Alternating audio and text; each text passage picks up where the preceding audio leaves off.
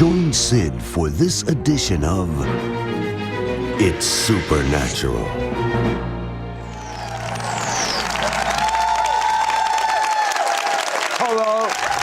Bonjour, Sid Trott ici. Bienvenue dans mon monde où il est naturellement surnaturel. 3 médecins ont dit à mon invité « Vous allez mourir. Vous avez un cancer. » Ils se préparaient pour les funérailles et Dieu les a annulés. And God called it off.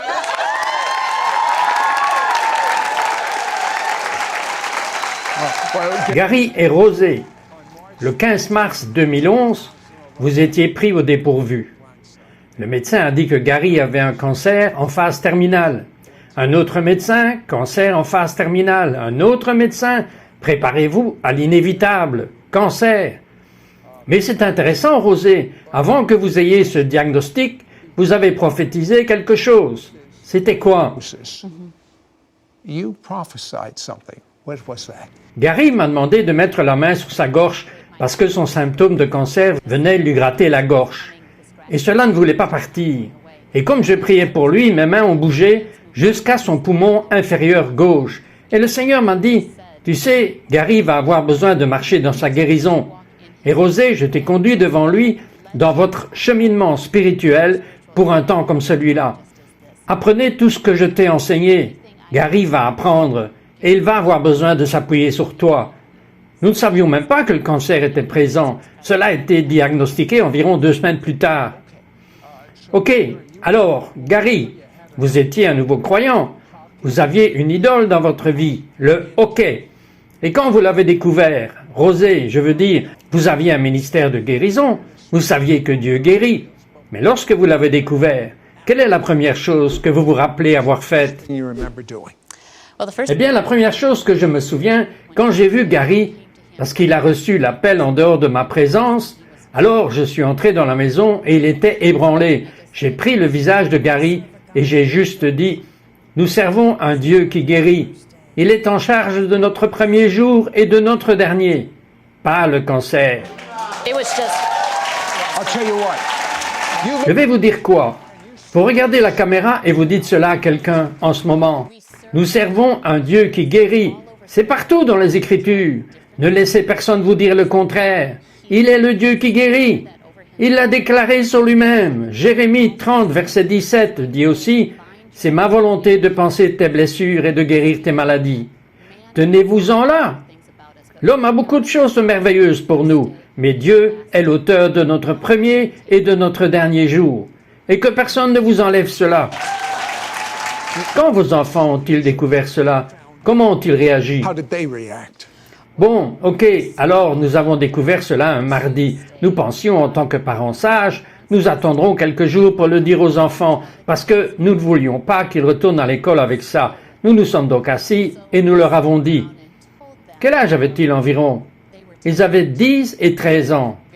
Et leur toute première réponse a été « Depuis combien de temps le savez-vous? 3 jours. Comment avez-vous pu garder cela pour vous? Nous aurions dû prier. » 3 jours, c'est tout ce qui les indignait. Ils ont tout de suite voulu savoir et ils voulaient commencer à prier pour leur papa. Donc c'était leur réponse. Dites-moi ce que vous avez observé de vos yeux. C'est ce qu'ils voulaient faire, mais qu'avez-vous observé de vos yeux? J'ai observé leur foi, juste leur beauté et leur foi. Les avez-vous vus prier? Oui, je les ai vus prier. Nous sommes donc allés vers le nord, nous sommes sortis de la maison très rapidement, nous sommes remontés vers le nord jusqu'à une cabine et mon fils Alec était sur ses genoux pendant 1h30. Il avait 10 ans. 1h30 à prier le Seigneur sur une chaise. Bennett, mon fils aîné, avait 13 ans et il était plongé dans la parole. Des amis lui envoyaient des versets bibliques. Il les réclamait et pour juste vraiment prier dans la parole. Et je priais. Gary est allé se coucher, alors il n'a pas pu assister à tout cela. Mais alors, c'était beau. Un enfant de 10 ans, à genoux, priant si longtemps. Vous l'avez dit à Gary? Ah oui. Comment avez-vous réagi lorsque vous avez vu la façon dont votre fils avait réagi? J'étais, comme l'a dit Rosé, j'étais étonné de leur foi à leur âge. La maturité de leur foi, c'était incroyable pour moi de voir cela. Je ne connaissais pas les profondeurs de leur foi jusqu'à ce que cela se produise. Je ne l'avais pas vu de visu comme cela. Cela doit vous avoir vraiment affecté. J'ai pleuré de nombreuses nuits. Vous êtes un joueur de hockey, je ne pense pas que vous soyez un pleureur. Je suis un pleureur, Sid, et à travers ces journées, la seule fois où j'ai pleuré, je n'ai jamais pleuré pour moi-même. J'ai toujours pleuré quand quelqu'un faisait quelque chose de gentil pour moi. J'ai eu des centaines, des milliers de personnes qui ont prié pour moi, et toutes les fois que j'ai interagi avec l'une de ces personnes, j'ai pleuré. Nous avions des gens qui priaient autour de la maison pour nous. Nous avions une armée derrière nous, priant pour nous, faisant des choses pour nous. Et la seule fois où j'ai pleuré, c'est lorsque j'ai vu des gens faire des choses pour nous et nous aider. Les larmes viennent pour une soirée, mais je vous le dis, la joie vient le matin. N'abandonnez pas. In the morning. Don't you give up. And when we Et lorsque nous reviendrons, je veux que vous découvriez comment Dieu a annulé les funérailles. Voulez-vous le savoir? called off the funeral, do you want to find that out? We'll be right back to It's Supernatural.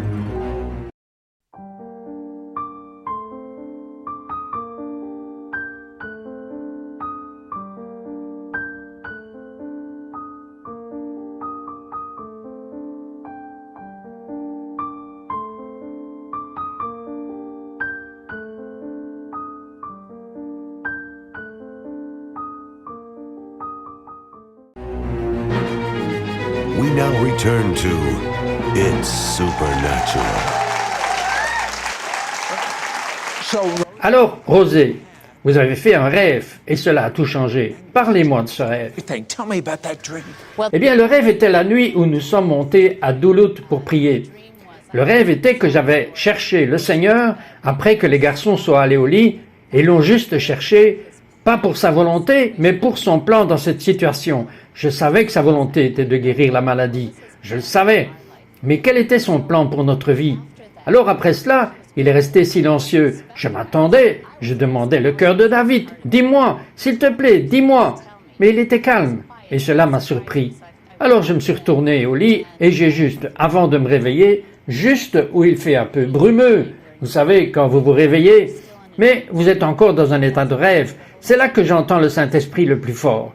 Et il a rempli mon esprit avec des écritures de guérison.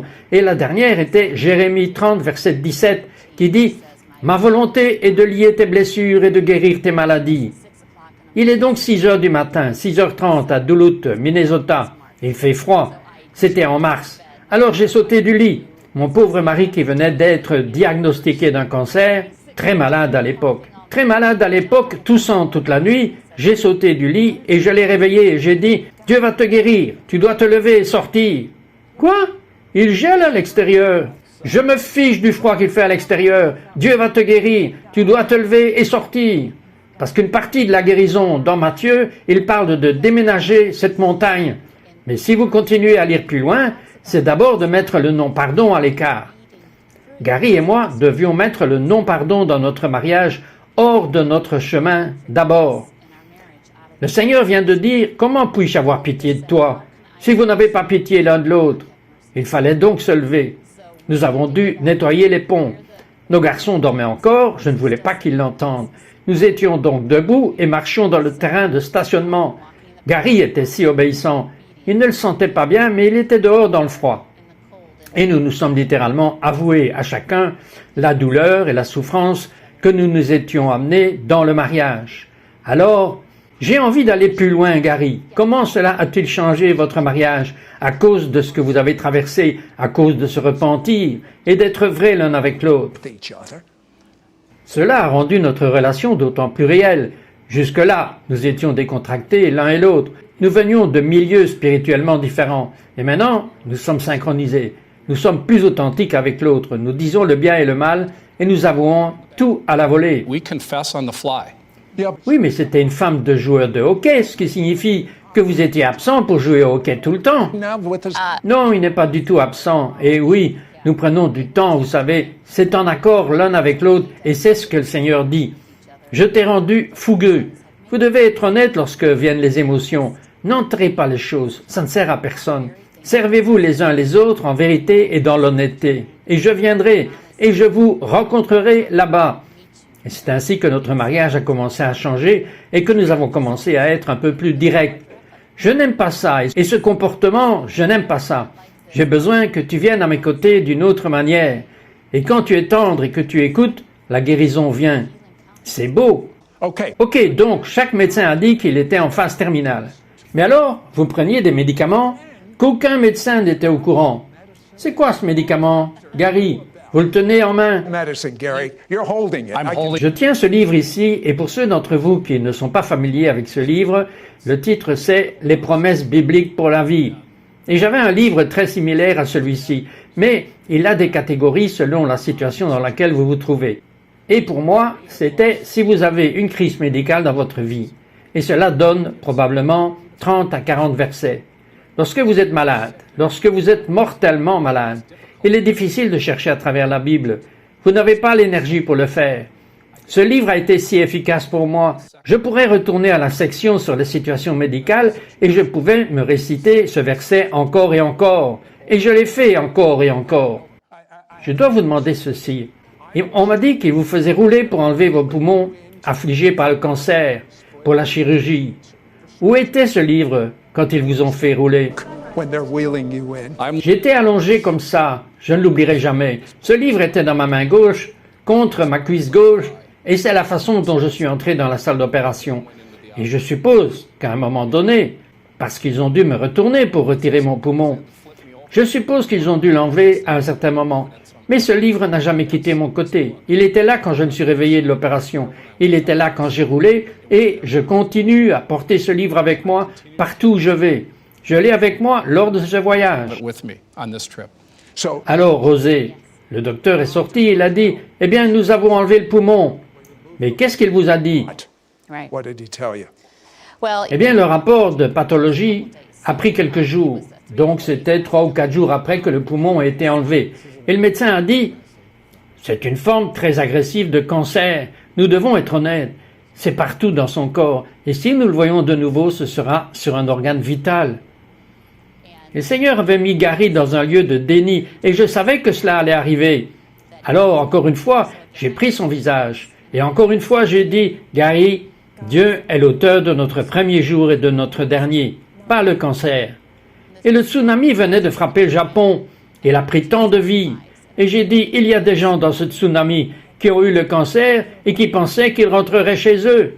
Gary, Dieu est l'auteur, et j'ai besoin que tu me rejoignes malgré moi. Fight.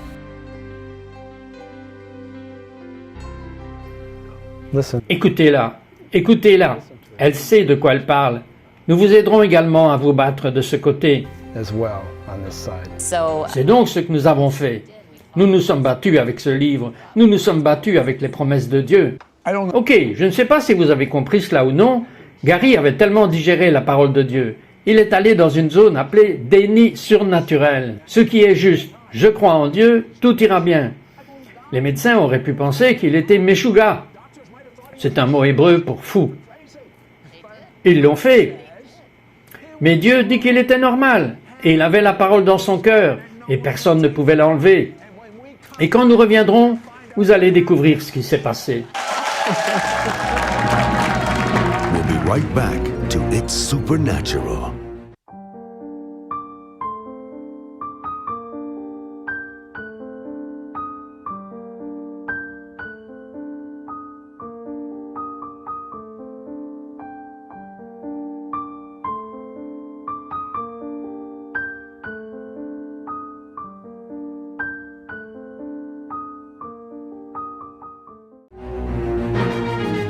We now return to It's Supernatural. Okay. Ok, maintenant Gary a été condamné à mort, mais il reçoit ce nouveau médicament, lui, la parole de Dieu. Il en est arrivé à un point tel qu'il a cru dans la parole de Dieu sur tout ce qui se passait. En fait, dans Corinthiens 5, verset 7, il est dit dans la version amplifiée, « Car nous marchons par la foi, non par la vue ou par l'apparence. » Mais Gary, vous êtes un ingénieur de formation, vous êtes cérébral, vous êtes un nouveau croyant, mais vous avez commencé à apprécier Dieu. Pour la première fois de votre vie, vous avez commencé à entendre Dieu. Parlez-moi à propos de cela. Tell me about that. Okay, so Ok, j'ai donc été sauvé quelques mois avant mon diagnostic. Et je voulais entendre Dieu sporadiquement, alors que je devenais de plus en plus malade, que je l'entendrais. Mais il y en avait un en particulier. Nous avons une chambre chez nous, c'est la chambre de Bennett. C'est une pièce très spirituelle. Nous avons eu plusieurs expériences spirituelles dans cette maison.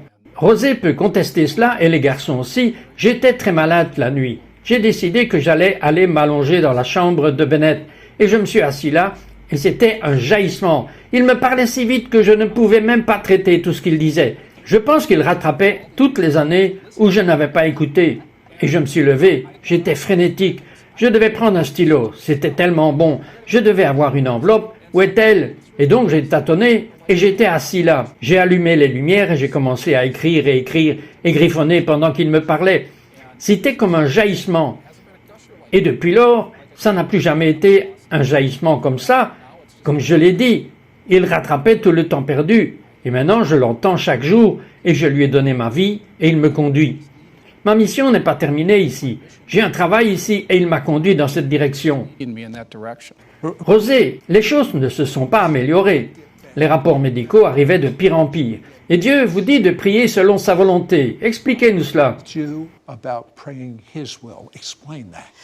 Eh bien, son écriture est notre médecine parfaite parce que c'est sa volonté. Et Jésus a mis son nom à lui. Jésus est, comme la parole de Jean 1, verset 1 le dit, la parole est devant nous tout le temps. Et c'est Jésus. Alors il a juste dit, je ne savais pas comment prier plus. Cite mon temps de prière. J'étais allé aussi loin que je pouvais aller dans mon esprit. Et c'est alors que le Seigneur a dit, prie l'Écriture. Prie les Écritures comme chaque cellule de cancer qui est dans son corps. Le médecin nous avait dit qu'il y avait des millions de cellules. Alors j'ai prié l'Écriture à haute voix tout le temps. Nos garçons l'ont fait, Gary l'a fait. En une période d'1 heure, il avait prié un verset de l'Écriture 25 fois à voix haute. Et juste, c'était la constante. Nous avons eu un stand de victoire pendant 3 ans et demi. Et nous n'avons pas abandonné. Nous avons prié l'Écriture à haute voix pendant cette période de temps. Dites-moi quel est le terme « double esprit ». Qu'est-ce que cela signifie pour vous? Donc un double esprit signifie que souvent, quand on vous donne un diagnostic terminal, vous commencez à penser à ce que ce serait si la mort venait. Et ce que le Seigneur m'a dit est que je priais pour la guérison, d'une part, et ensuite j'imaginais la mort d'autre part. Et c'était un double esprit. Maintenant, il me disait que c'était incompréhensible et que c'était inacceptable, et que cela épuisait mon énergie. C'était aussi penser à un avenir sans lui. Vous savez quoi? Alors le diable est si diabolique qu'il se déguise en Dieu. Qu'est-il arrivé? Eh bien, Gary était dans un sens de déniement et Satan est entré, d'une voix qui ressemblait à celle de Dieu. Et donc ça m'a trompé pendant environ 2 mois et demi. Maintenant j'étais debout et je n'ai pas dit à une de mes sœurs spirituelles que je traversais cela parce que je voulais que personne ne m'aide à accepter la maladie. Cela a-t-il du sens? Alors j'ai combattu Satan toute seule et il n'arrêtait pas de me dire « Tu sais quoi? Gary a juste obtenu un délai. Tu dois le sortir du déni parce que tu devras être celle qui lui dira. » Et j'ai combattu et je me suis battu et j'ai crié juste au Seigneur « Non, non, tu m'as donné ces promesses. Je suis debout. » Abraham a demandé pour Lot. Tu as pris Sodome et Gomorrhe et tu as fait sortir Lot. Je te demande de faire sortir Gary et je me tiens dans ta vérité parce que ce que tu as dit est vrai. Et c'était dans un rendez-vous de conseil, la nuit avant son premier scanner où ils attendaient de voir si le cancer revenait. Le conseiller qui m'aidait à travers ce processus, je ne lui avais rien dit à propos de cela. J'ai craqué cette nuit-là. Et elle a dit, « Vous êtes attaqué, Rosé. Vous ne mentez pas à votre mari. Il va être guéri. Et il rentrera demain, guéri. » Alors toute la pression a disparu.